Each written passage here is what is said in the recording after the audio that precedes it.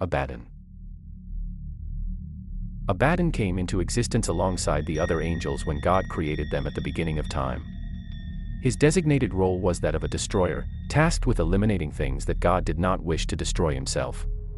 As God was omnibenevolent and incapable of destroying his own creations, Abaddon was entrusted with this responsibility. However, this job led Abaddon to view God as a tyrant, as his only purpose was to destroy things in God's name. In his angelic form, Abaddon was a large being, even bigger than Michael in his human-like manifestation. He possessed strong, muscular physique, reflecting his warrior nature. As an angel, Abaddon adorned a golden breastplate and sported white feathered wings.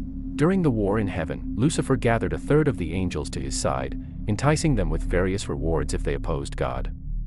To Abaddon, Lucifer promised greater freedom in his destructive pursuits, allowing him to abstain from destruction if he so chose. In hopes of reducing God's control over his domain, Abaddon agreed to join forces with Lucifer. Throughout the conflict, Abaddon played a crucial role in eliminating their celestial adversaries. Regrettably, his efforts came to an end when Raphael intervened in his original state.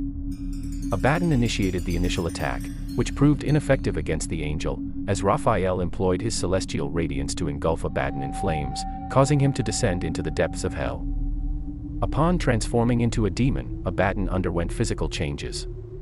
His eyes turned as dark as night, and he acquired a massive mouth filled with sharp teeth. Additionally, he donned black armor and his once white wings turned dark. To conceal his double allegiance to Lucifer and God, Abaddon wore a helmet that concealed his face from both angels and demons. In his demon form, Abaddon was often depicted as a human-sized locust, ruling over and leading a swarm of locusts and other disease-carrying insects. During the apocalypse, Abaddon betrayed Lucifer and chose to follow his own path in assisting God. He was disillusioned by Lucifer's failure to fulfill the promise that initially led Abaddon to join the war. Abaddon saw Lucifer as no different from the tyrannical dictator they were fighting against and wanted no part in it.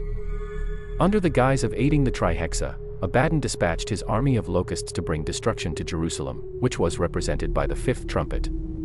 However, he intentionally limited the devastation caused by his army to avoid annihilating God's people while still appearing to support Satan. Abaddon's true allegiance remains uncertain. He often carries out judgments in the name of God, implying his association with the Almighty.